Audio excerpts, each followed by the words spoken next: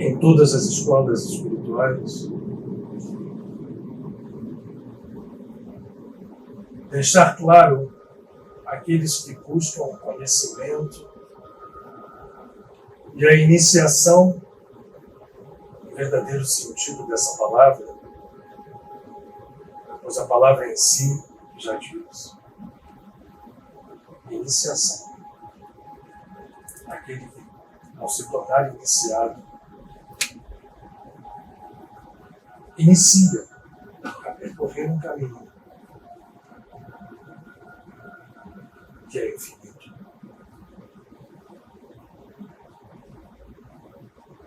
Todas as tradições espirituais chamam a atenção para o significado profundo dos textos sagrados. Ocorra isso na Índia, no Egito, na terra de Israel,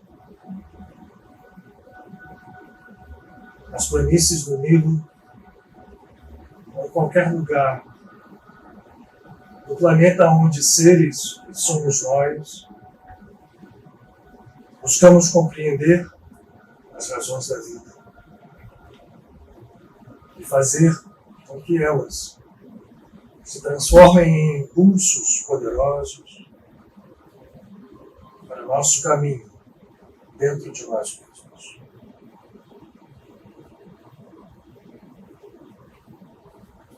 Tradições espirituais nos trazem códigos que só se alcançam se soubermos buscar além da superfície, por mais bela que essa seja. É inegável a beleza dos evangelhos, a poesia que podemos depreender do Mahabharata ou do Ramayana, de todos os Vedas, a fascinação das histórias contidas na Torá. Mas se não buscarmos os níveis mais profundos,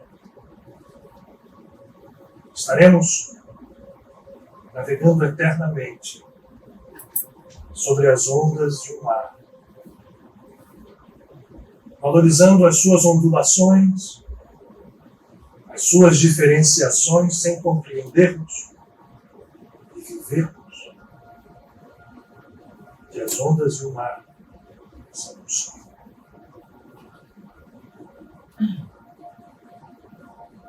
Os livros da Torá, conhecidos no Ocidente cristão como o Antigo Testamento, em seus 5 primeiros livros, nos é contada a história certamente conhecida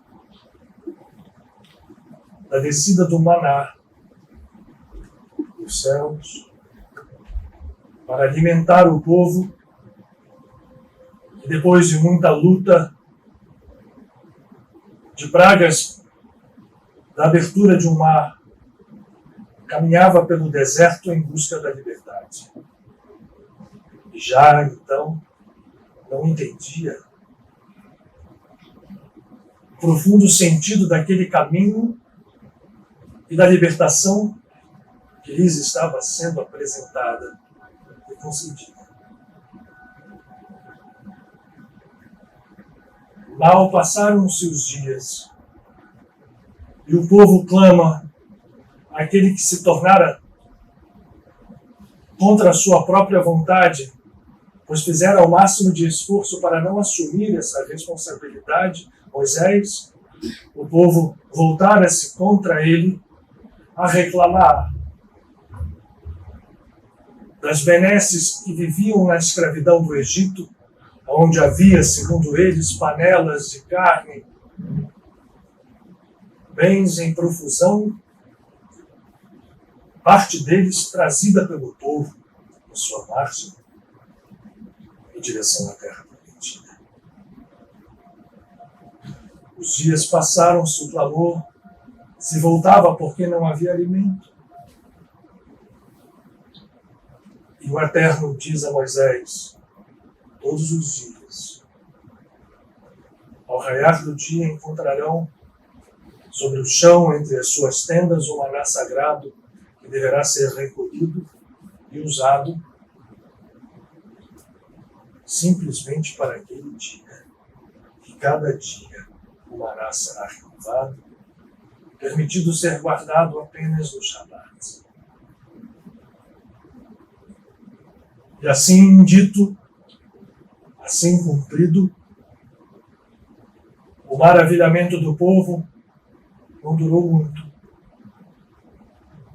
Apesar das tradições relatarem que o maná possuía sabores diversos, de acordo com aqueles que o provavam, logo veio o enfado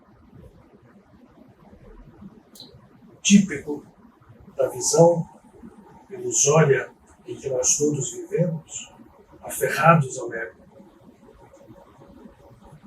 E o clamor surgiu, e o maná já não mais satisfazia.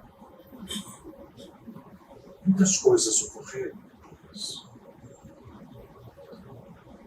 Mas nos valendo da observação do episódio que focamos, é preciso entender por abaixo da superfície os códigos profundos que nos são apresentados, simbolizados não apenas, mas vivificados pelo maná que caía dos céus todos os dias. E o que muitos não sabem. Por exatos 40 anos, enquanto durou a dura peregrinação de um povo que pudera encurtá-la, que pudera tê-la feito em muito menos tempo, mas optou pela estrada dura, sob a férrea lei do karma, simbolizada pelos 40 anos passados no deserto. Maná também significa muito. Vinha dos céus.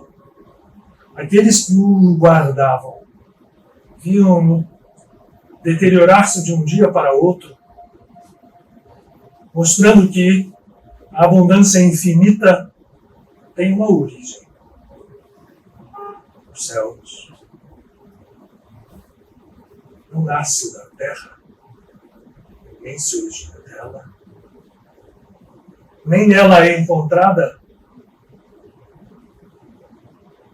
Compreendamos que eram convidados a ir confiantes aos seus leitos, em suas tendas, para ter a certeza que na manhã seguinte ali estaria o maná. E assim foi. Mas isso não impediu o clamor e a reclamação por 40 anos. Quiseram carne, quiseram outros alimentos e o Eterno as concedeu sob avisos quanto às consequências.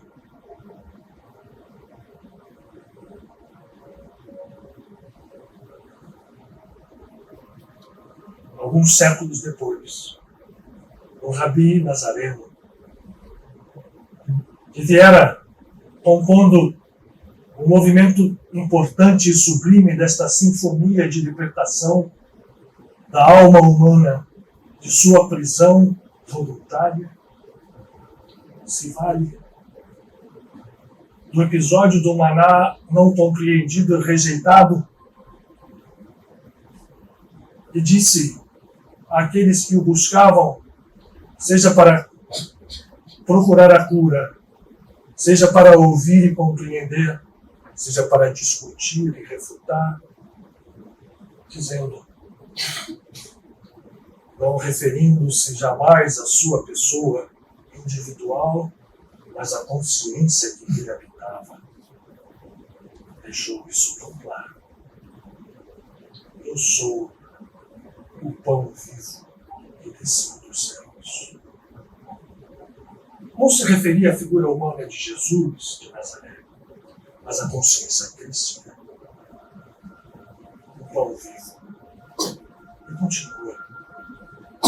Aquele que dele comer não terá mais fome.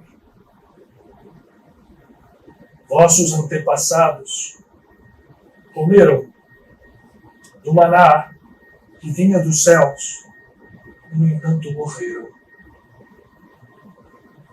Aquele que come deste pão e dele tira alimento, jamais voltará. Pois é o pão da vida. O maná foi apresentado como o pão da vida.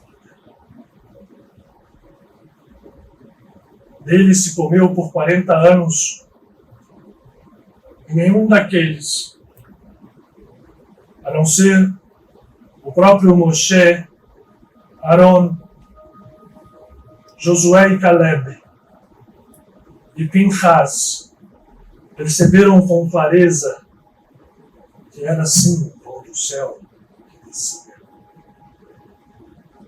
Os que viram o Cristo resplandecer em consciência plena em Jesus de Nazaré também não compreenderam. No entanto, o pão da vida está ofertado e continua a ser ofertado a cada dia, para que todos entendam que a unidade de um dia pode se expressar na infinitude para a qual fomos destinados. Bendito é aquele que compreende e come desse pão da vida, porque ele não terá mais fome e não morrerá jamais. Que a paz seja convosco.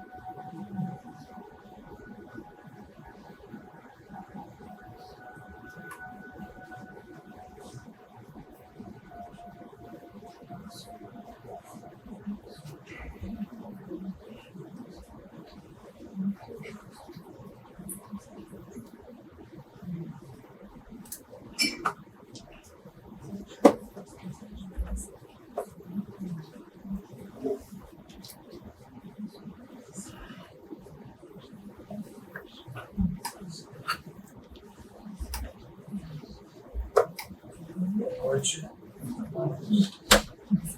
Sejam muito bem-vindos. Sempre aqueles que estão conosco pela primeira vez, especialmente bem-vindos.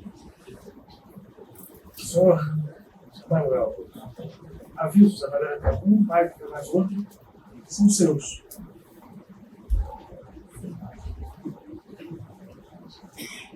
Otton, hoje está aqui tendo lugar para você escolher. Mas eu não vou deixar essa ideia. Estou brincando com você. Vamos lá. Eu queria dar um aviso que na próxima segunda-feira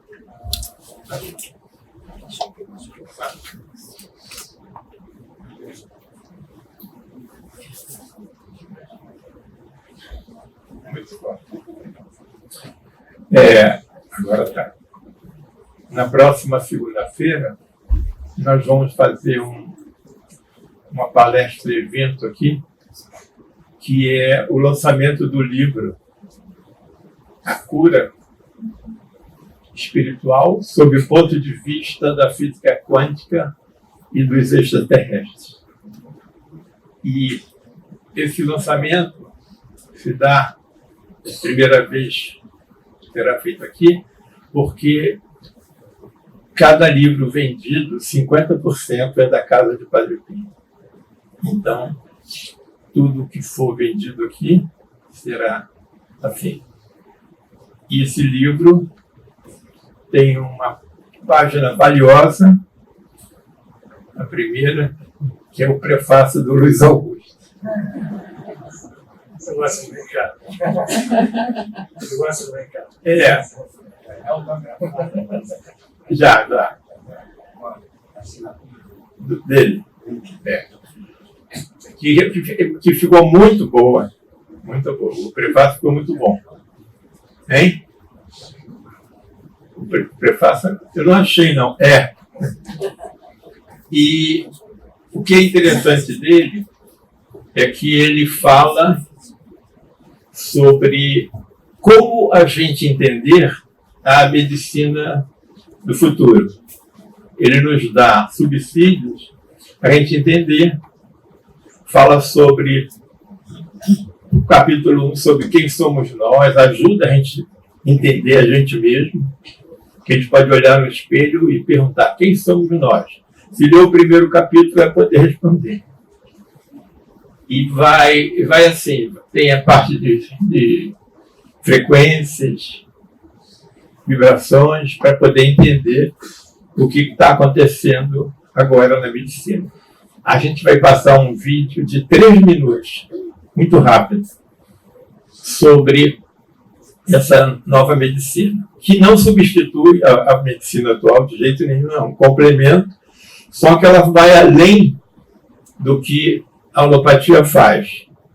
Ela vai tratar a alma, a essência do ser humano. E eu queria só que vocês entendessem que o livro fala de coisas difíceis, mas eu acho que de uma forma bem fácil. Todos nós, até eu entendi. Eu gostei muito do livro e eu vou comprar para mim.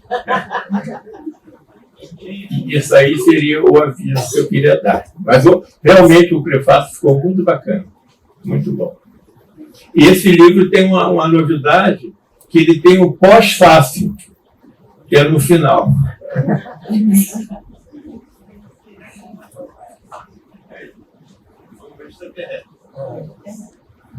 Ótimo, por favor.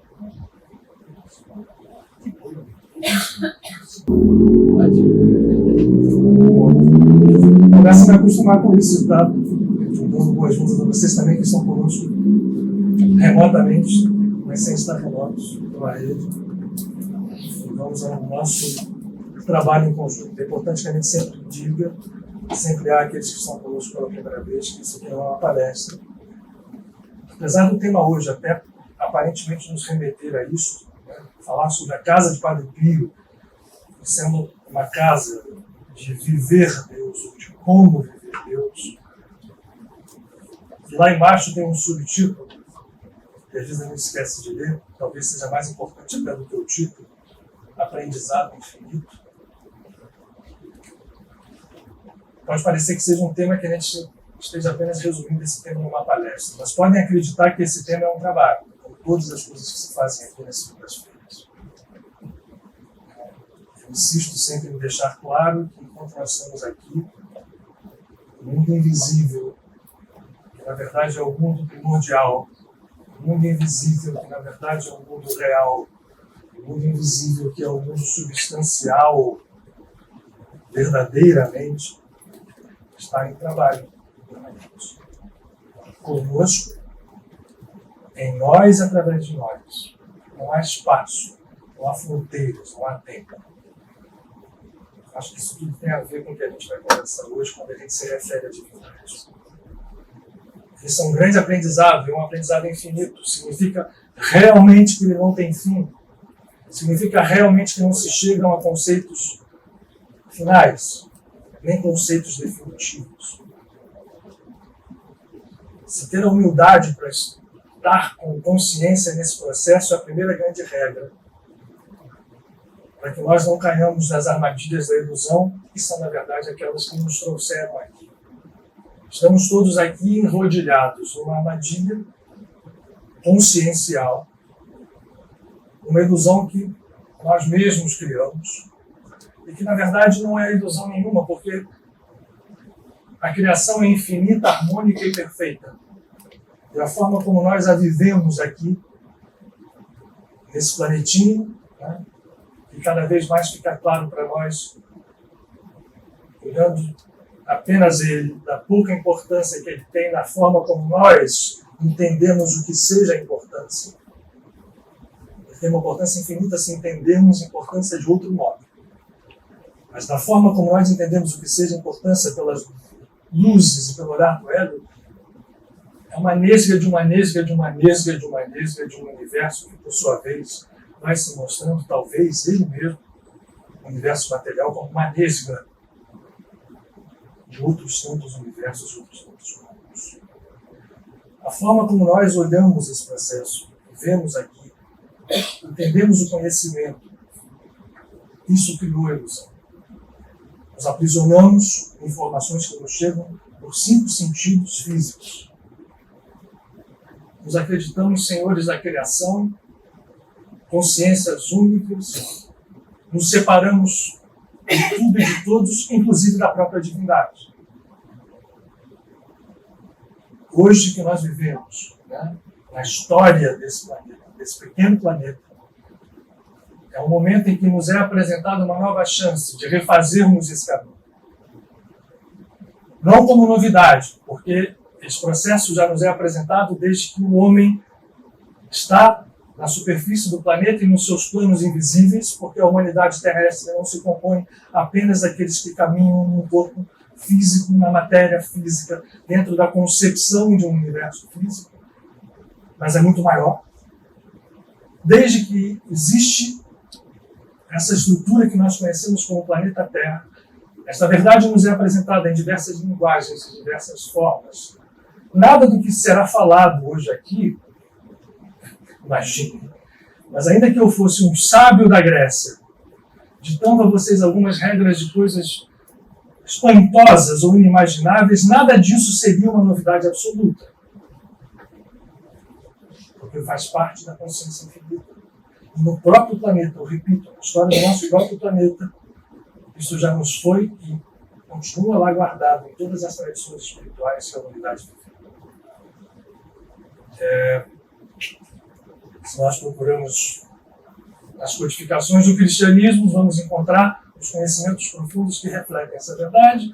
Se formos olhar na Torá, vamos encontrar. Se formos olhar nos Vedas, vamos encontrar. Hoje o que nós temos é a condição e a novidade, se nós podemos chamar assim, que enriquece a visão da humanidade neste momento histórico, que a gente conta no tempo, no ano 2019, de uma era comum. Eu gosto muito de falar essa palavra era comum em vez de era cristã, porque cristã resume, já começa resumindo a uma civilização ocidental. Essa contagem é aceita hoje no mundo inteiro. Mas, enfim, melhor ser era comum, porque nos fala mais de 1 milhão. Nesse ano de 2019 fica mais fácil para a gente entender isso por uma outra linguagem que foi entregue ao homem mais intensamente nos últimos 100, 120 anos. E a gente pode se valer dela para nós começarmos a perceber melhor e viver melhor o que seja a divindade, o que seja Deus. Quando a gente se reuniu, tem 22 anos atrás, um grupo de pessoas, né, algumas pessoas estão aqui e que lembram da nossa intenção ao deixarmos a casa de Frei Luís, que hoje está lá e continua como se era isso que teria acontecido, não me lembro das bobagens que se falavam quando eu deixei a casa. Né? Está lá a casa muito bem hoje, seguindo o seu caminho.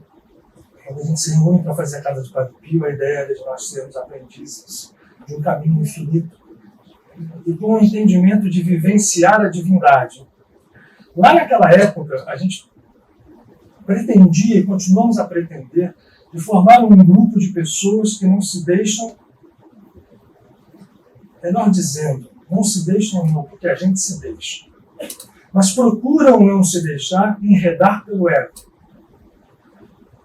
estando o tempo inteiro vigilantes para que esse processo não se repita num condicionamento automático, porque assim ele ocorre, sob os mais diversos matizes, às vezes sutis, para que nós pudéssemos efetivamente aproveitar o momento histórico vivido pela humanidade como nenhum outro, e eu volto a repetir, com a agregação de uma linguagem de 120 anos. Que linguagem é essa? A linguagem que a ciência nos traz.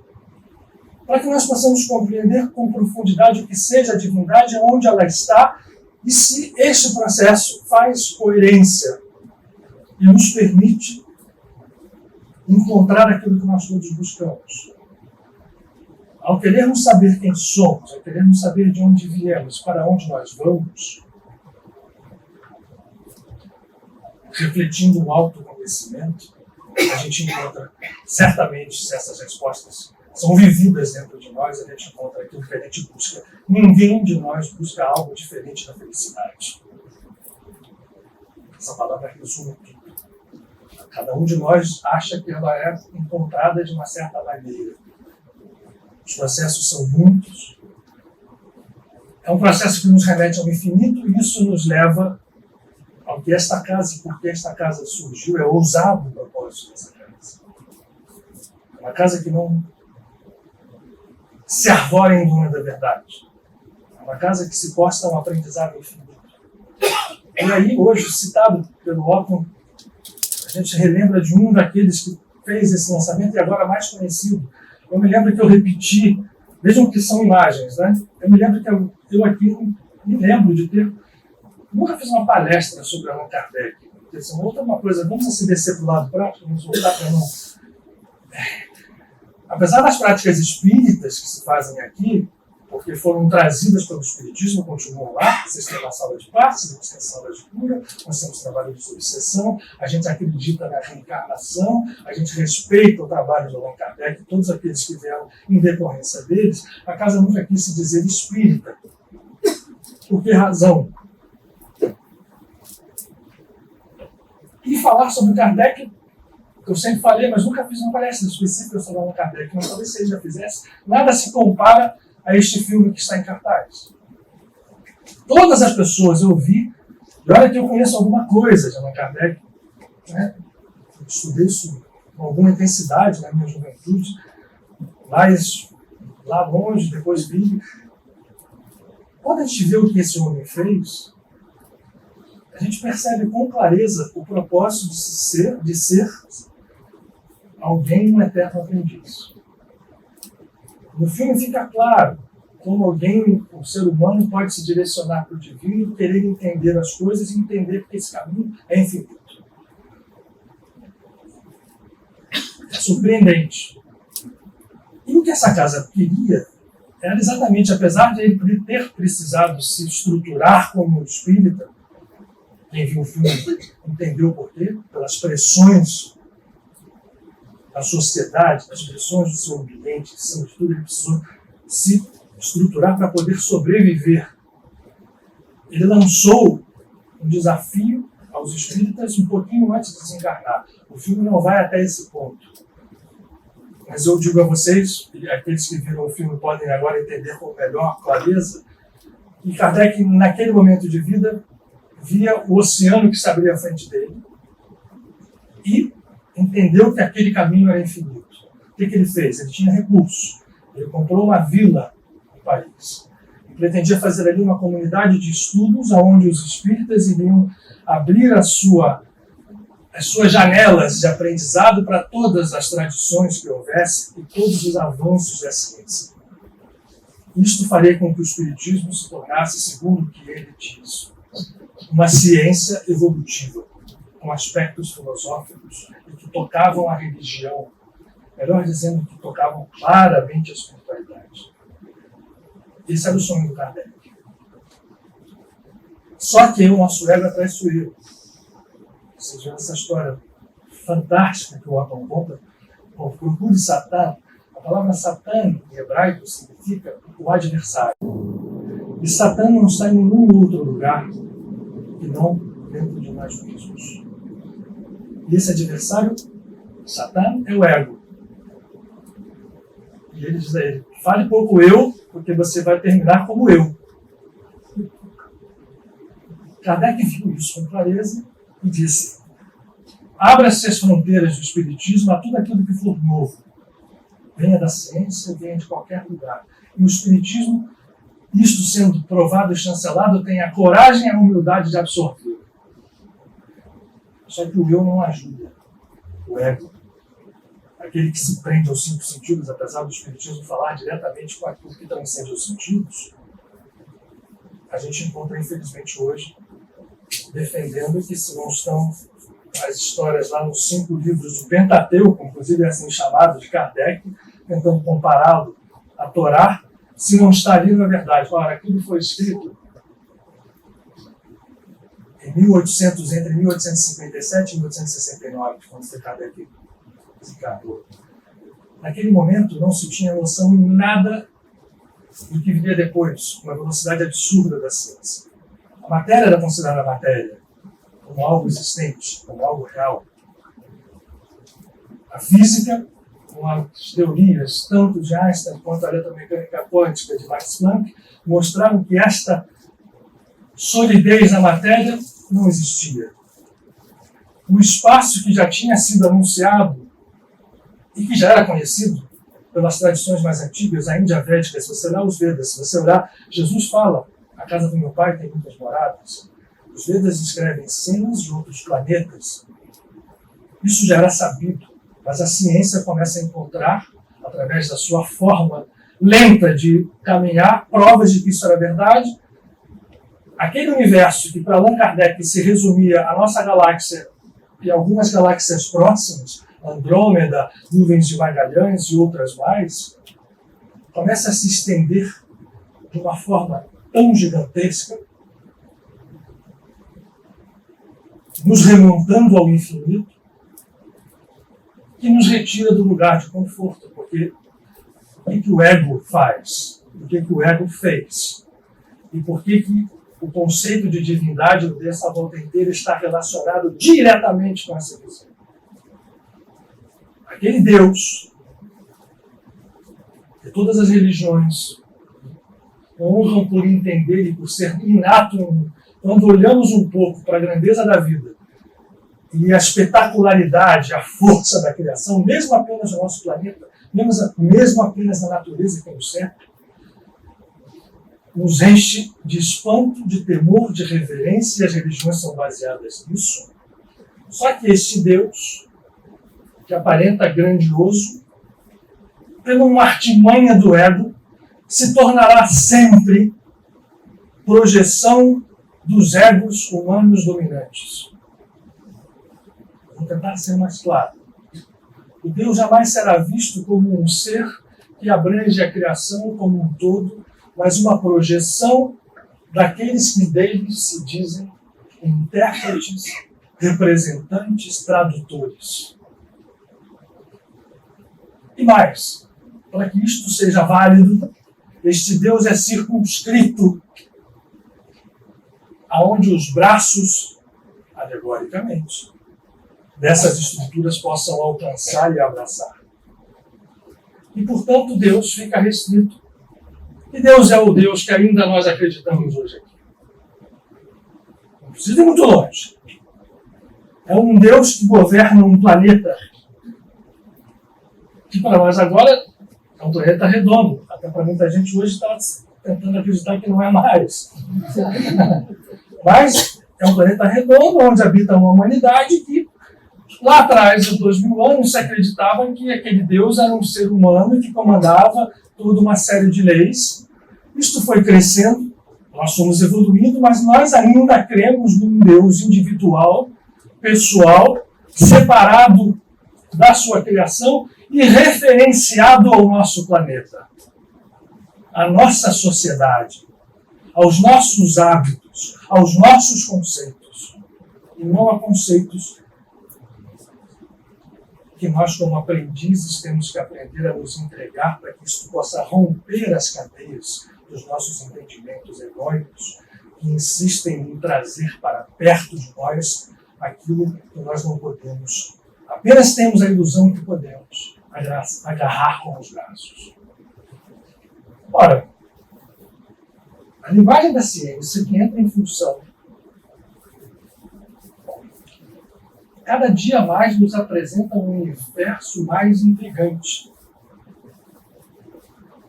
Eu volto a Kardec, usando isso como base. Ele, por si só, um pioneiro. Lembrando que ele foi um pioneiro ocidental, porque se nós vamos ao budismo, repito aqui só para que fique claro, se nós vamos à visão védica, o universo extenso já era conhecido. Se olhar o que Jesus falou, dizer que há muitas moradas na casa do Pai, é importante entender que esse universo já era conhecido. Mas a linguagem científica vai nos revelando, aos poucos, um universo grandioso, surpreendente. Na época do Kardec, repito, isto era, imaginem só, Vamos lá. Restrito à Via Láctea e às suas galáxias vizinhas, que eram perceptíveis pelos instrumentos de então. Andrômeda, nuvens de Magalhães, Pleiades, e por aí vai. Bom, só esse pedacinho contam-se, hoje a gente sabe, não sabíamos então, a Via Láctea tem 400 bilhões de estrelas. 400 bilhões de estrelas. Eu vou repetir um número. É um número que, se a gente contar, a gente vai morrer daqui a algumas dezenas de anos e não chegaremos contando um por um a esse. Andrômeda, outras tantas, as nuvens de Magalhães, então já é uma coisa absurda. Ora, com o passar do tempo, a gente vai vendo que aquilo era apenas uma ponta. Eu vou lá buscar bastante. A Via Láctea é uma espiral. Nós estamos aqui numa ponta dessas 400 bilhões de estrelas. Aqui na vizinhança, outras tantas. Isso parece grandioso. Mas se nós pegarmos essa figura e crescermos na sua escala, nós vamos chegar hoje, eu já vou desenhar direto por causa do tempo, a uma estrutura. É o que nós temos, ainda temos isso, é o que nós conseguimos fazer. E certamente não é isso. Certamente será daqui a 50 anos, a gente, as pessoas vão rir dessa concepção. Se isto aqui fosse o universo inteiro, o que a gente veria, eu não vou desenhar mais, mas se vocês quiserem ir, hoje o Dr. Google responde tanta coisa. Né? Isso aqui tá feio, tá? A coisa é bonita, ele tem um nome poético. Se o universo fosse uma esfera, que é a concepção que nós temos da nossa consciência restrita para entender coisas que abrangem grandes espaços e tempos, lembrando que isto aqui não é uma coisa estática, é dinâmica. A nossa Via Láctea estaria aqui, num ponto. As outras galáxias vizinhas aqui, nesse ponto que eu estou tornando mais... Eu botei aqui embaixo, não sei se quem está lá atrás está vendo. Isso tudo aqui, e é o que se sabe hoje, seriam como cordões. Organizados como cordões, cada um deles, com milhões de outras galáxias.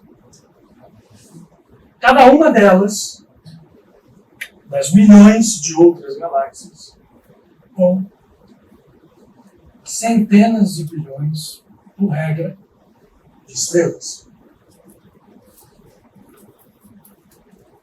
Esta corrente, organizada como se fosse uma célula, nos lembra uma célula vegetal. Oi? Veias, um circuito, como a gente vê o universo estelar. Ela hoje é chamada, esse é o nome que vocês podem procurar, Caliquea, um nome havaiano, usado pelos cientistas para denominar essa estrutura, que significa rede, estruturas que se... Só que é o seguinte, essas bilhões de estrelas, nas milhões, centenas de milhões ou bilhões de galáxias, são apenas, essa matéria que brilha, 3,5% da matéria deste cosmos. 3,5%. A ciência não sabe ainda e denomina de uma forma que ela não conhece. Os restantes, então, se eu estou certo, 96,5%, é isso? Certo? São compostos de duas coisas. 30 e poucos % do que eles chamam de matéria escura, por ignorância. Apenas sabem que existe gravidade agindo e, portanto, deve ser por causa da matéria. Só que eles não enxergam, não conseguem perceber. Chama-se, portanto, de matéria escura. E 70% de algo ainda mais intrigante, chamado energia escura, que puxa esse universo como se fosse uma bolha de sabão e faz com que ele se expanda de algum lugar fora dele. E, portanto, a figura da bolha de sabão é válida. Porque se eu pegar aqui uma bolha de sabão e soprar, nós vamos ver várias bolhas se formando. a ciência vai chegando à conclusão de que esse nosso universo de centenas de bilhões de galáxias é apenas uma pequena parte de um grande aglomerado de bolhas de sabão de universos. A pergunta é: quem é esse Deus? Não é o Deus que cria esse planeta, não é o Deus que fica preocupado com a humanidade de alguns bilhões de criaturas encarnadas e desencarnadas. É algo muito superior. Mas, ao contrário do que a gente pensa, isso não nos diminui. Porque ao mesmo tempo que esse Deus não é egoicamente este Deus, que estaria ali, não, olha, eu sou agora o super Deus e criei, então a Terra realmente não vale nada. Não. Paradoxalmente, esse Deus que cria algo que nós já sabemos que transcende em muito as nossas concepções de vida, está presente em cada ponto, micropartícula, micro-onda, micro qualquer coisa e em tudo. E aí, o que nós temos para nos suportar são duas coisas. Primeiro, as tradições religiosas, que nos dizem isso. As verdadeiras tradições religiosas, espirituais, não aquelas estruturadas para se condicionar pessoas, para comandar consciência de pessoas, para dominá-las, para atrelá-las a regras, a dogmas, a estruturas fixas. Mas aquela que entende que este processo é um aprendizado infinito. Essa estrutura só pode ser criada por algo que esteja completamente imerso, presente e expresso nela.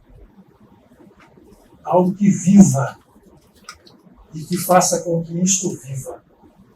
Desde as centenas bilhões de galáxias, a matéria escura, a energia escura, que a gente sabe que daqui a pouco vai aparecer a explicação, porque as tradições espirituais já nos anteciparam, são os planos invisíveis. Para Yogananda, por exemplo, usavam uma imagem fantástica.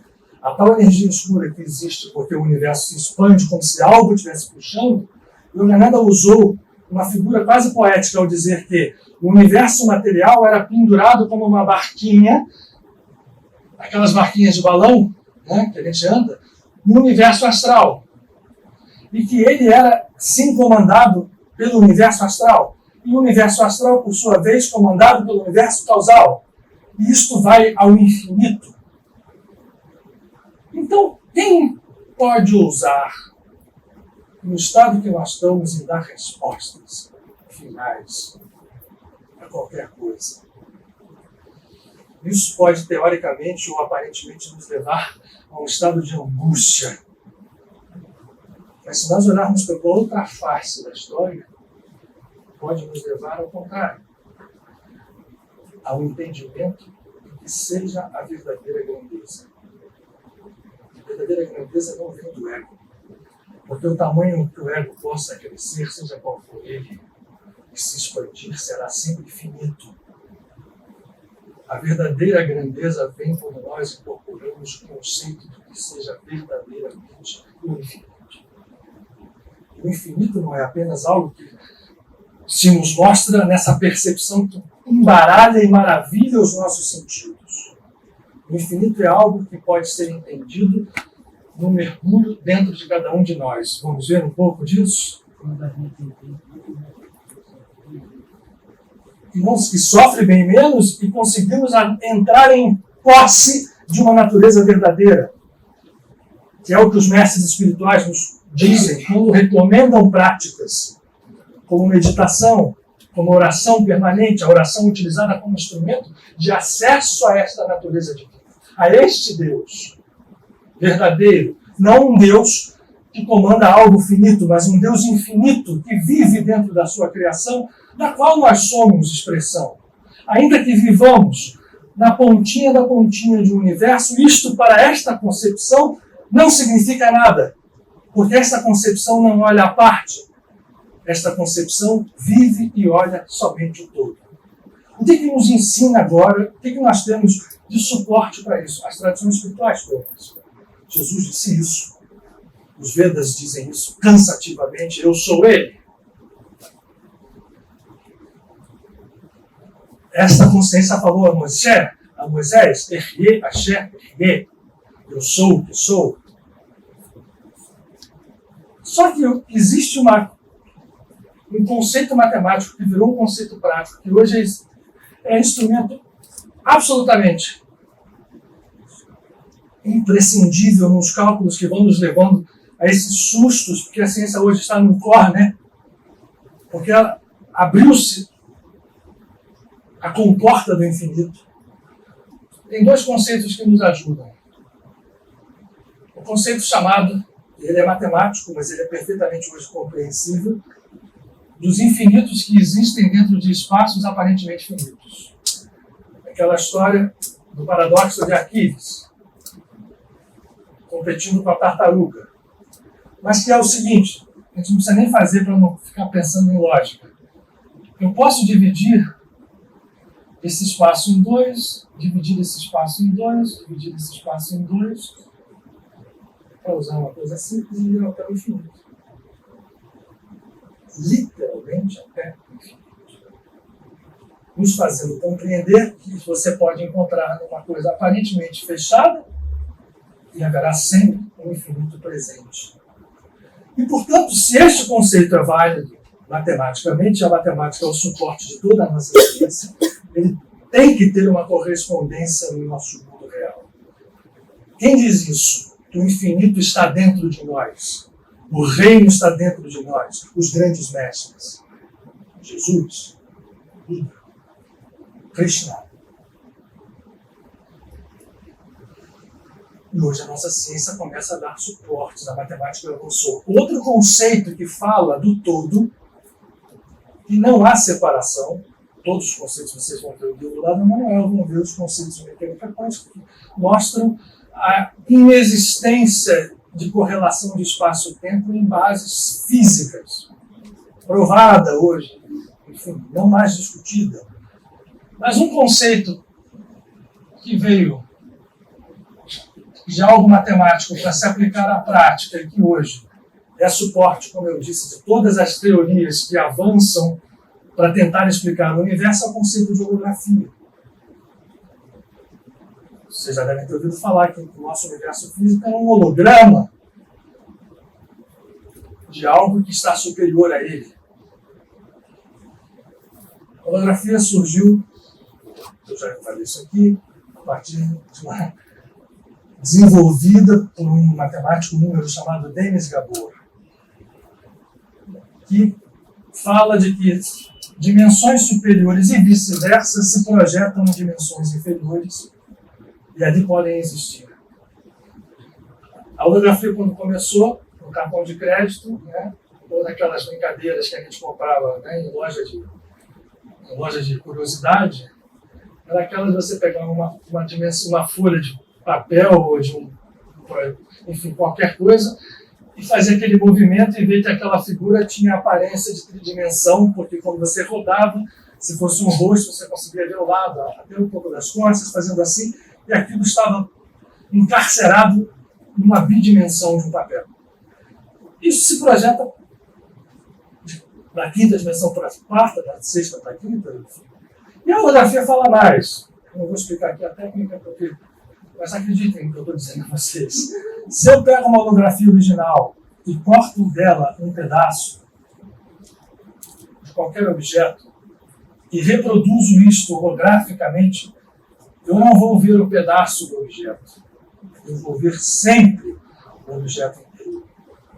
E quantas vezes eu dividir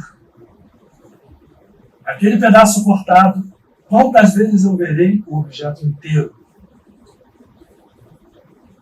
É claro que na prática vai perdendo a precisão, vai ficando desconhecida. Olha, esse conceito incendiou os místicos, cientistas, né? Porque todo esse caminho que a ciência hoje em paralelo segue só surge com muita intensidade depois que, né, Max Planck, Niels Bohr e outros tantos, Hugh Herbert, começam a falar, Heisenberg, de que tudo aquilo remetia ao mundo invisível que entrava em fronteira imediata com o mundo que nos foi trazido pelos mestres espiritualistas. A gente vai ver que a holografia incendiou porque fala o seguinte: ora, a parte contém sempre o todo. É aquilo que eu apaguei aqui. O infinito estará sempre dentro daquilo que a gente acha que é finito. É preciso que a gente reconheça isso. E isso é prático. Um próton, ali, a energia de um próton liberado é capaz de fazer um estrago, de destruir provavelmente todo esse quarteirão aqui e mais algumas, quarteirão não, todo esse bairro aqui. A energia armazenada dentro de um próton. Ora, se nós estamos nesse universo, que Deus é esse? Não pode ser o Deus que nós temos projetado ao longo de tantos anos. Seja em que religião exterior ou organizada for. Não pode ser um Deus que comande apenas um planeta, ou um país, ou um grupo de pessoas. Isso é uma doença que precisa ser imediatamente curada. Deus não responde ao ego humano. Deus só responde àquele que encontra a sua verdadeira natureza, e para isso é preciso ousadia. De abrir mão dos conhecimentos que nós achamos que sabemos. Um dos maiores filósofos que passou por esse mundo disse uma frase que virou chavão, mas é verdade. Sócrates, que dizia que a única coisa que ele tinha certeza é que ele não conhecia, não sabia nada. Ora, voltando à casa. Essa casa se reúne para que a gente, entendendo isso, mergulhe nas nossas atividades com esse espírito. O espírito de aprendizado permanente, o espírito de compartilhamento de conhecimentos e o espírito de humildade. Porque sem ele, a gente só avança no campo da ilusão. E essa ilusão pode ser altamente sedutora. Como nós aqui acreditamos em outras encarnações, e eu às vezes bato muito nessa tecla, nós todos estamos nesta posição hoje, de tempo e espaço, reunidos aqui, ainda que não sejamos frequentadores da casa, ainda que não sejamos participantes dos trabalhos, somos reunidos numa família com razões específicas desta lei, que ainda que seja uma lei parcial, que nos comanda, de causa e efeito, ou lei kármica, se a gente quiser dar esse nome, estamos reunidos aqui não por acaso. E reunidos aqui porque somos participantes desses estados dos olhos.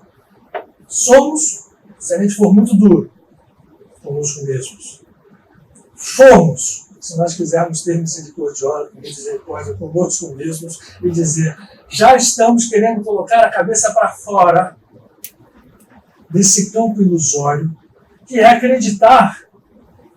Eu falei de tudo isso aqui do universo, todas essas coisas da matéria não existir, para que a gente acredite que esse mundo que nós vivemos, onde os 5 sentidos comandam, onde a estrutura parece sólida, este mundo, por mais intenso, real e duro que ele pareça, não é o mundo real. A vivência da divindade parte deste conceito teórico para que nós encontremos o rumo certo. Esta humanidade que vive na superfície material do planeta está aprisionada num conceito invertido de que o mundo material é a realidade. Nós ouvimos isso todos os dias, de todos os lados, desde que nascemos. É difícil sair se nós não temos a coragem de dar o mergulho, de romper o processo, de encontrar as forças e as energias que estão escondidas. Dei o exemplo do próton aqui, que tem dentro dele uma energia absurda. As bombas atômicas estão aí para provar.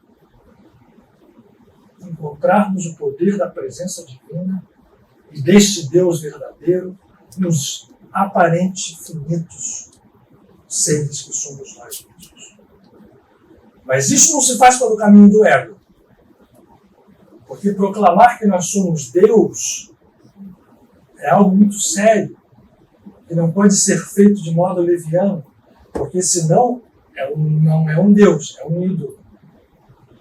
Assim é, por isso está escrito na Bíblia. Não fareis deuses, nem ídolos diante de mim. Outros deuses. Como nós somos seres divinos, nós temos a índole natural de saber que somos, mas enganosamente, esse saber é enganoso. Então a gente produz ídolos. Não produzimos nada mais do que ídolos. Nós não criamos deuses. Nós temos que entender que nós somos a divindade. E para sermos a divindade é preciso que nós a conheçamos. E para que nós a conheçamos, nós temos que conhecer a nós mesmos. Notice Auton estava escrito no pórtico do templo de Delfos, na Grécia. Notice Auton significa conhece-te a ti mesmo. Está escrito ali.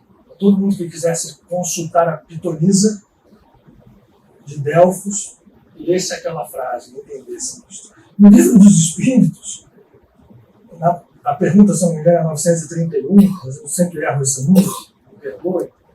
Tem lá uma pergunta dizendo como é que a gente faz para crescer e o homem encontrar a sua verdadeira natureza.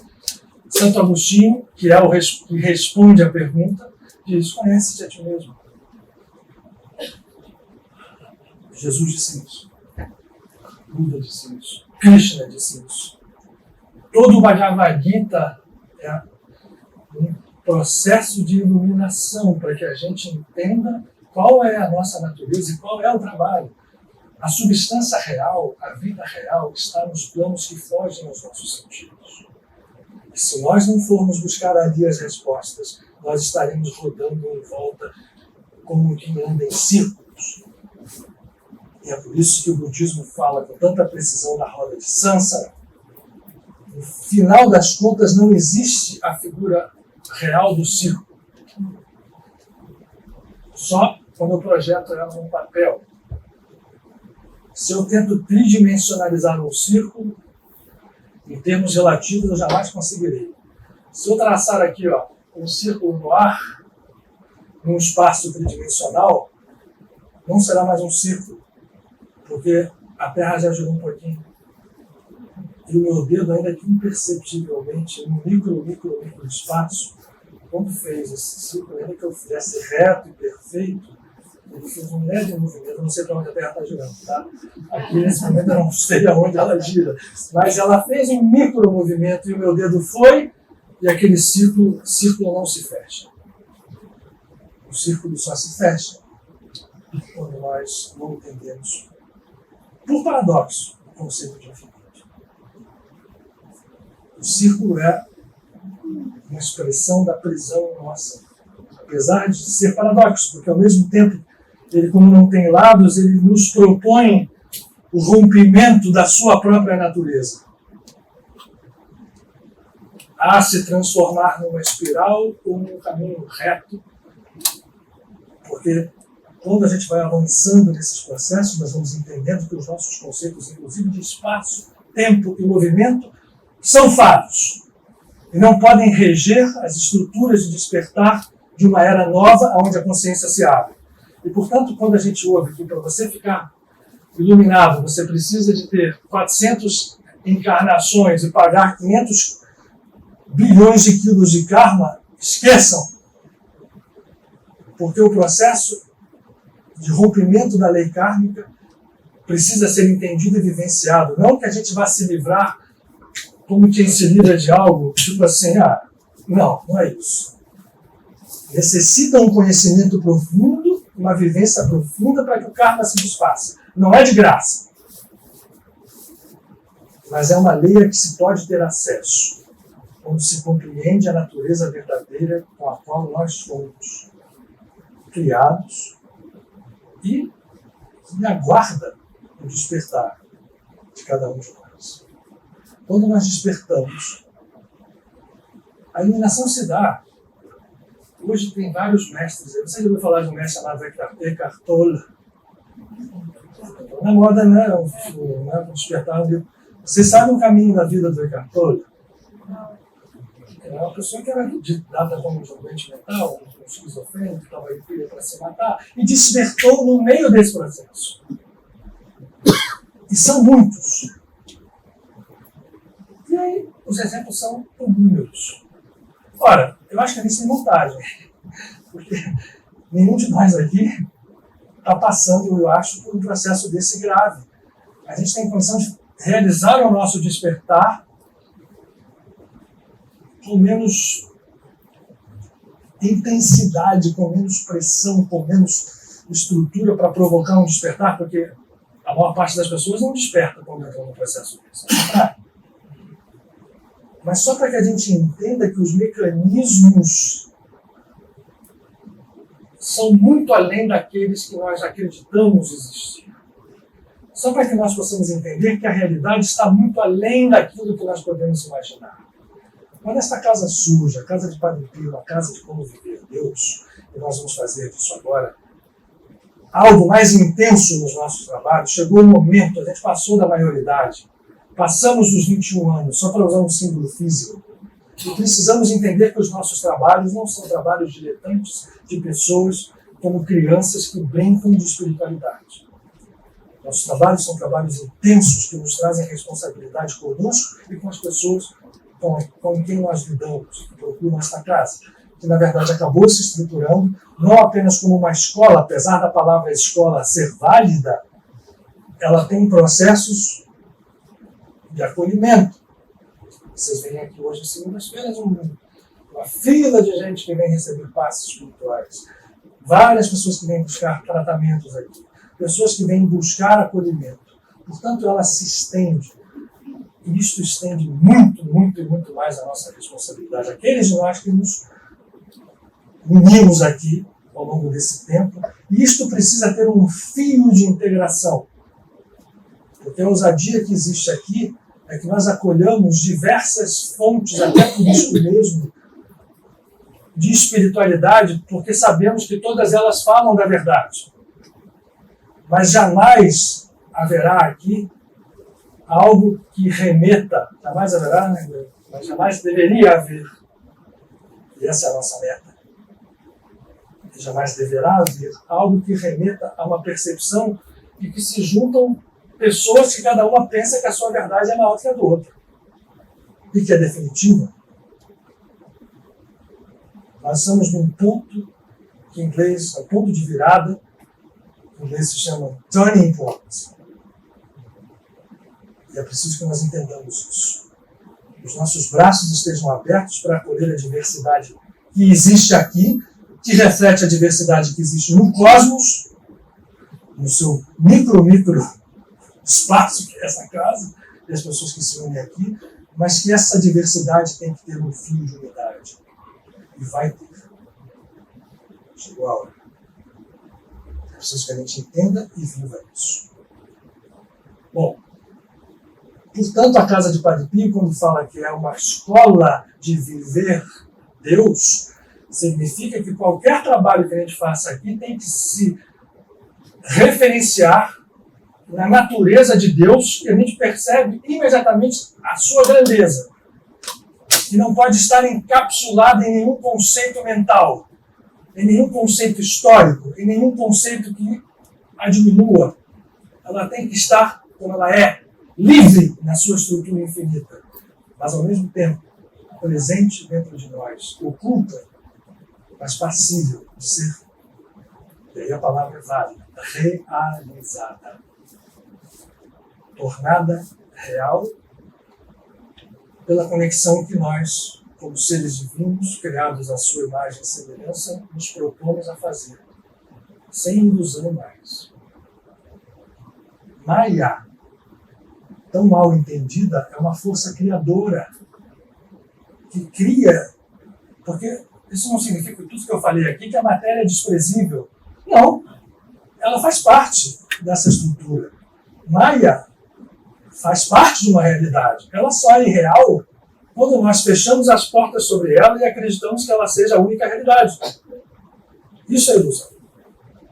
Quando vivemos em fechados nos sentidos, isso é ilusão. Vou contar uma história rápida aqui, porque agora eu vou falar de coisas práticas. Chega de teoria, eu vejo o rostinho de vocês. Nada dessa que eu falei aqui é teoria. Mas é uma coisa que a gente fica ali. Eu conto uma história que eu já contei aqui e repito ela agora, porque falei sobre Maia e me veio aqui à cabeça.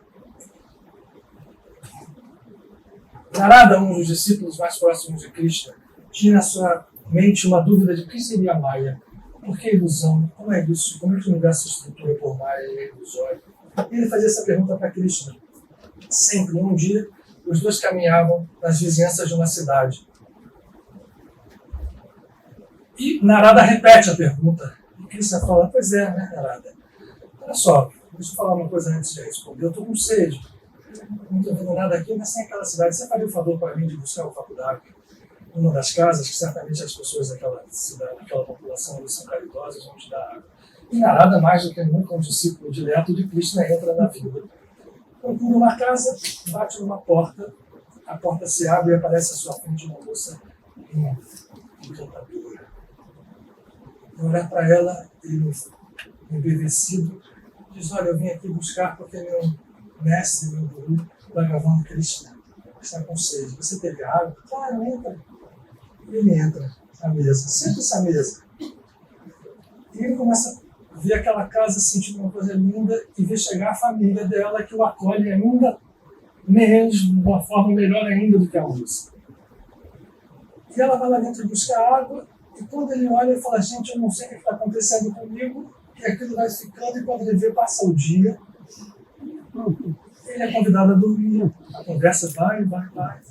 No dia seguinte, o pai propõe que ele se case com aquela moça. E ele, sem nenhum titubeio, aceita. Casa-se. Passa o tempo, naturalmente, vem filhos. 1, 2, 3, família, eles se integram na comunidade, ganham um grande respeitado. Narada era um ser que já tinha um determinado grau de evolução. O tempo passa, e um belo dia, uma grande enchente, uma chuva vem e leva tudo aquilo. Leva a cidade inteira, sua mulher, seus filhos. E ele, quando aquela história passa, acorda, se vê vivo e lembra. E ele corre buscando Krishna e vê quando ele vê a figura de Krishna, ninguém se confundiria, nem se enganaria com aquela figura. Ele vai chegando perto com medo de tudo aquilo que aconteceu e Krishna vira para ele e fala assim, Narada, onde está meu copo d'água?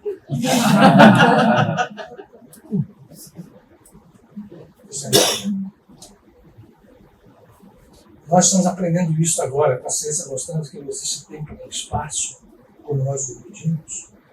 Nós somos capazes de movimentar forças até então desconhecidas, comprovando apenas aquilo que Krishna, Jesus ensinavam, tudo. Cabe a gente querer fazer. Bom, na prática é o seguinte, há tempos e tempos que são tempos propícios para que podemos fazer isso melhor. Como eu sempre gosto de ressaltar aqui na casa, estamos num desses momentos. Esta semana é uma semana muito poderosa. Este mês é poderoso, é o mês de touro, né? Inclusive na astrologia solar. Mas na astrologia cabalística já é há algum tempo. Nós estamos na lua cheia do mês de touro, que passou, e que é o festival de Vesak, né? Que é onde o Buda todos os anos traz a sua vibração e aparece no Vale dos Altos Himalaias, que hoje isso é muito conhecido. Só que também a lua cheia de touro, o mês de Iyar na Kabbalah, além disso, vejam o poder dessa história, temos o festival de Vesak. O mês de Iyar na Kabbalah, a lua cheia, é referenciada a o que se chama o dia, o Ahilulá, de um dos maiores mestres que passou pela vida física. Não é Shimon Bar Yochai. Shimon Bar Yochai é agora, né, o 33º dia do Omer, do Lag BaOmer, que vai ser da quarta-feira para a quinta-feira. Que por acaso cai, e essa beleza que a gente tem aqui na nossa casa, no dia de Rita de Cássia, que é 22 de maio. 22 de maio, dia de uma santa pouquíssimo compreendida pelos católicos, diga-se de passagem, é sim a Santa dos Milagres. dos impossíveis. Mas por quê? Porque Rita de Cássia soube atingir com precisão esse universo real, onde não existe o impossível, e, portanto, se torna um canal, porque, imagina, essa divindade absoluta, ela não escolhe, ela não tem acepção de pessoas. Então, seja qual for a religião que a gente olhar, tem ali um caminho para a gente receber. Nenhuma religião é melhor do que a outra, nenhuma visão espiritual é melhor do que a outra. Rita de Cássia é um exemplo disso. Estudem a vida dela. A gente fez uma conversa aqui na semana. Só para entender o seguinte, ela era vinculada a sacerdotisas, aquela região onde ela nasceu, na Umbria italiana. As tradições espirituais eram vinculadas a sacerdotisas de origem celta. Verdade. A cidade onde ela nasceu chama-se Roccapurena. Roccapurena, que é uma cidade vizinha à cidade de Cássia, que na verdade ela viveu a vida quase toda dela ali, vem do nome de Porrina, que era uma das sacerdotisas celtas mais conhecidas no período romano. E Rita ia para a gruta onde a Porrina fazia.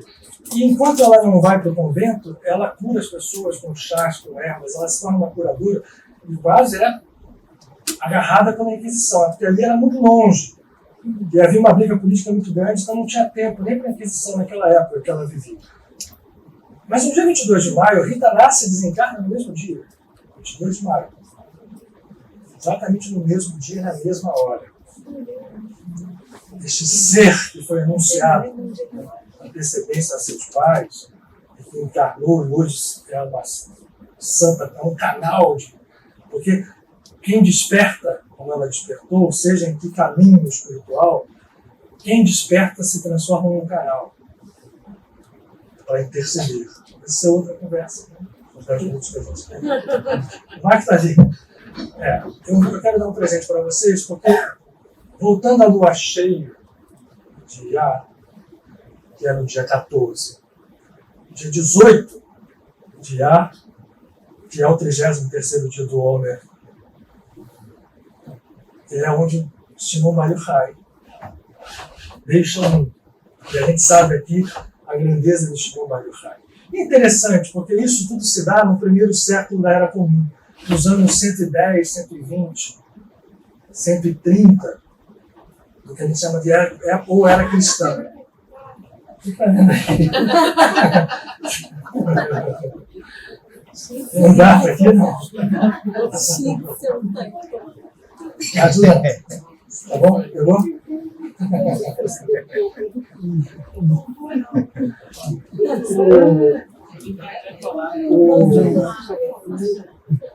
O Lag BaOmer é um dos dias mais poderosos do ano. Ele é comemorado por cabalistas e não cabalistas judeus. Israel, principalmente na Galileia, em Meron, na cidade onde ele viveu. Ele era um discípulo do Rabi Akiva. No início, no primeiro século da chamada Era Cristã, havia uma interação muito maior entre chamados judeus e cristãos que a gente pode sequer imaginar. Essa interação era muito grande. Mas eu hoje estou me referindo ao presente de hoje, né? Eu só recomendo que vocês, de quarta para quinta, aproveitem o dia de Rita de Cássia junto com o Lag BaOmer, que vai começar no pôr de sol no dia 22 de quarta-feira, é um dia excepcional para a gente poder atingir grandes objetivos, sejam eles espirituais ou sejam eles materiais. A recomendação só é para não deixem de fazer com que a coisa comece lá no objetivo espiritual. E depois ele pode sim descer para o objetivo material. É justo. Ninguém é impedido de pedir o que queira. Mas faça isso com uma base fincada na árvore da vida, que na verdade as raízes dela estão em cima e os ramos estão embaixo. Parece invertida para nós, mas é assim que é. Bom, volta ao dia 14 aí, que vai aparecer aqui para vocês. Existe um outro rabino, chamado Meir Baal HaNes.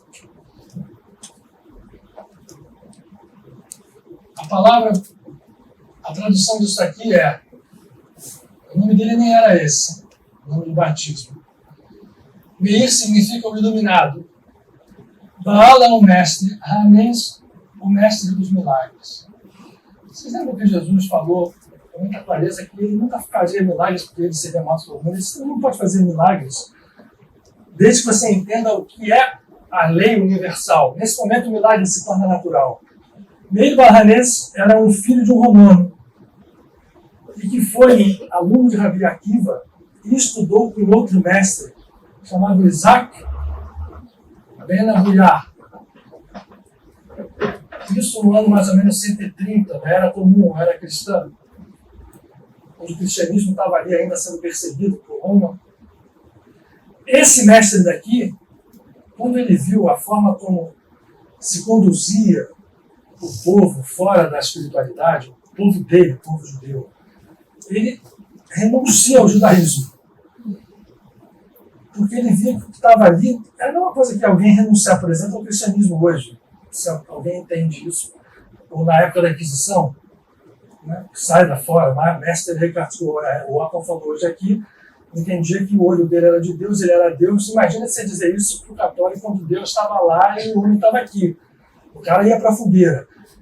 Esse Isaac Ben Abuyar, ele renuncia ao judaísmo e Meir Balanés continua, ainda assim, ainda que fosse aluno do mestre de Akiva, vai ser aluno e continua sendo discípulo de Ben Abuyar. E entra no campo dos milagres. O Lag BaOmer não é apenas porque o Shmuel Bar Yochai morreu ali. Esse dia é um dia energeticamente poderosíssimo. Foi o dia, por exemplo, que 24 mil discípulos do Rabi Akiva que morreram por uma só razão, orgulho e vaidade. Disputavam uns com os outros quem era o melhor. Foi o dia que cessa a epidemia, porque num dia de Lag BaOmer, intensamente, 5 discípulos de Rabi Akiva, Shimon Bar Yochai, Rabi Yossi, Rabi Isaac, Rabi Eliezer e Rabi Meir Balanés, tinham despertar espiritual e conseguem parar uma epidemia que tinha matado 24 mil outros discípulos. Ele é um mestre de milagres da mesma forma como Jesus fazia. E aí o presente que eu vou dar não, olha o Satã. Eu vou ser um intermediário, porque são algumas letras que o Michael vai colocar na letra, projetar. Só vou explicar antes dela aparecer. Por que são letras hebraicas que a gente aqui não é obrigado a conhecer? Toda estrutura gráfica, em qualquer das tradições, seja um yantra hindu, seja um ponto de umbanda, sejam letras hebraicas, toda estrutura gráfica é repositório de energias. A Kabbalah é uma das ferramentas espirituais que estuda isso mais profundamente e traz esta linguagem muito próxima para nós. Entendendo o alfabeto hebraico, cada uma das 22 letras e das 5 letras que são as letras finais, as letras Sofi, elas são, cada uma delas, estruturadas com um grau de consciência, com um poder de energia, e que, quando colocadas juntas, é como um código do DNA. Você, quando troca uma base hidrogenada de lugar, você muda toda a característica do gene. Quando eu ponho uma letra hebraica atrás da outra, se eu olho isso em profundidade, eu estou estruturando padrões energéticos. Muito bem, o que vai aparecer para vocês são letras hebraicas em sequência. E esta sequência atua em que nível? Esse que é o presente. Agora não sou eu que estou dando, só estou convergindo. Ela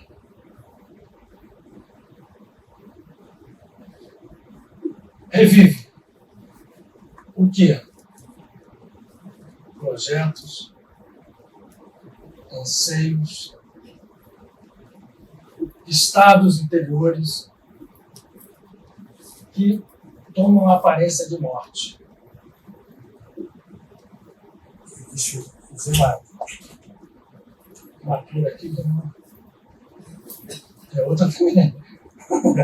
Mas acha que projetos, anseios e estados, ela é uma estrutura que, quando nós a meditamos, quando nós entramos... Como é que se faz isso? Você entra... Pode só visualizar. E aí o som que vai fazer aqui.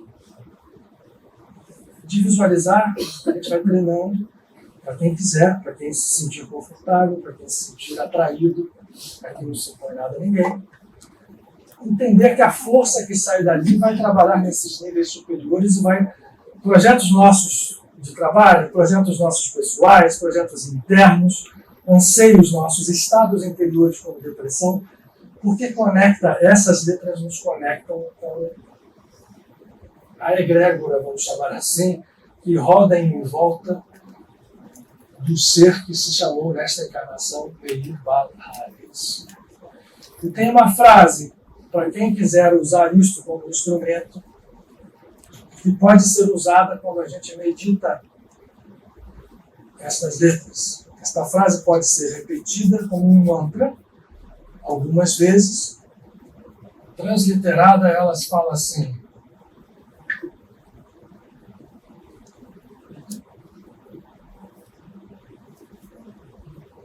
é simples.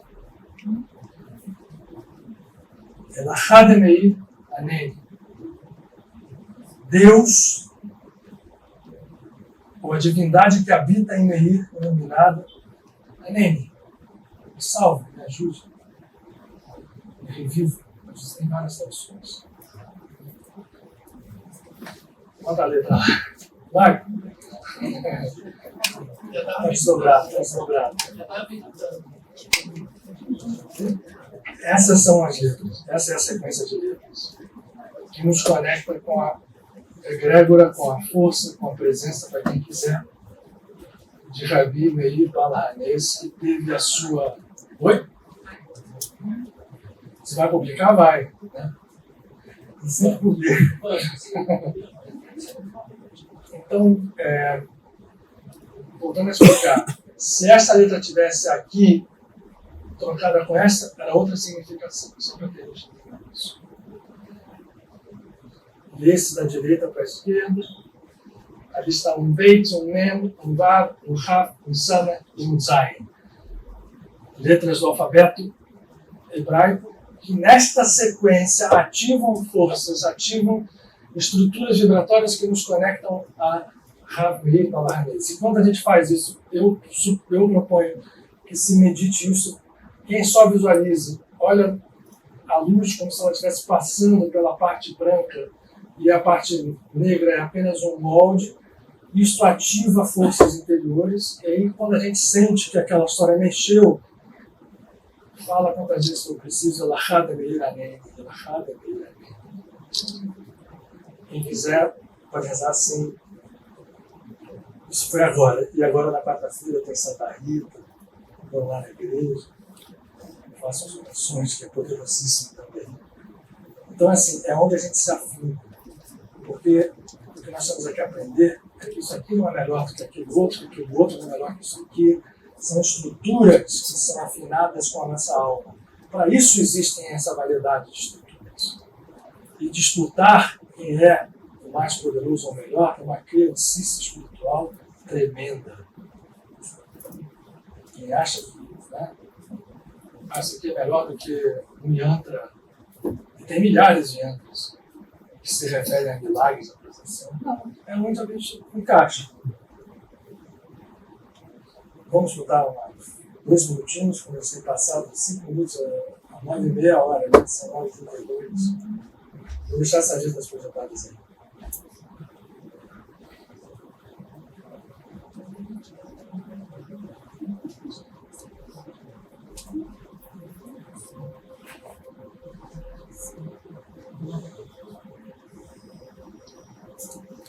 Aí a pergunta é, de onde saem essas letras?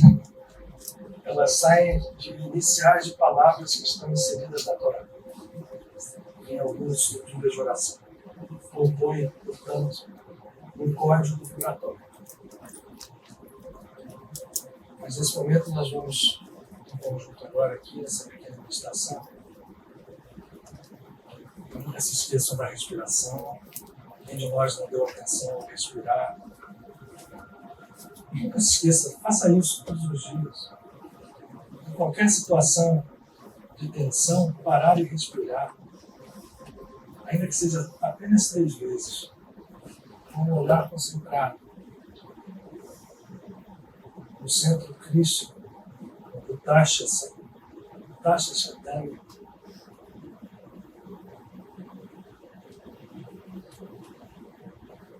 isso nos faz retomar o comando de nós mesmos, o entendimento que nós somos um. Que nesse momento as luzes infinitas, que sem cessar percorrem toda a criação e seus universos, sejam percebidas e vividas por nós. Que nos levem à cura verdadeira. E quando nós nos curamos, tenhamos a certeza disso. Curamos muitos outros.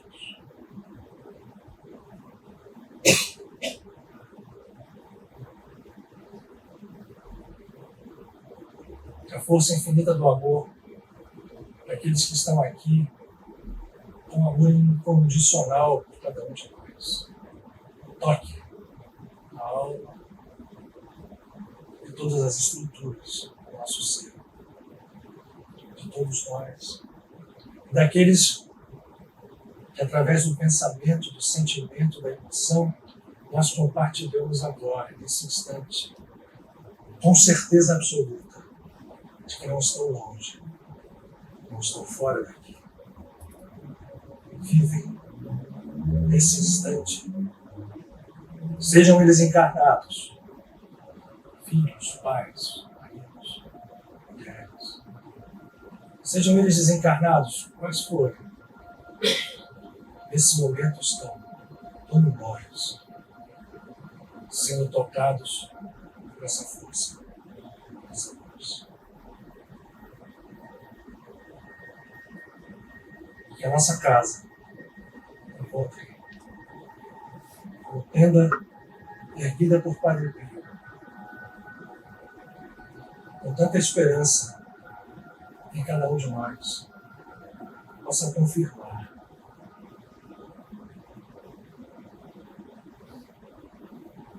ser uma escola onde a nossa busca é infinita, nosso aprendizado infinito é viver Deus em nós e através de nós. Pensamento, sentimento, palavra, atos. E a gratidão não nos deixa que nesse momento, unidos pela gratidão, recebamos essa cura, a transformação e o poder que renova nossas vidas, que renova os nossos amados.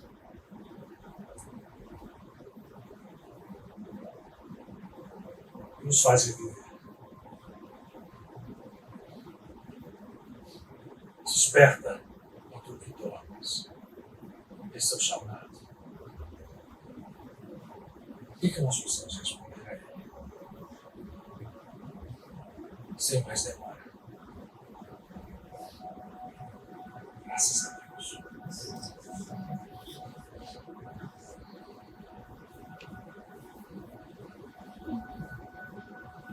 Respirando novamente, vamos guardar o que recebemos aqui para compartilhar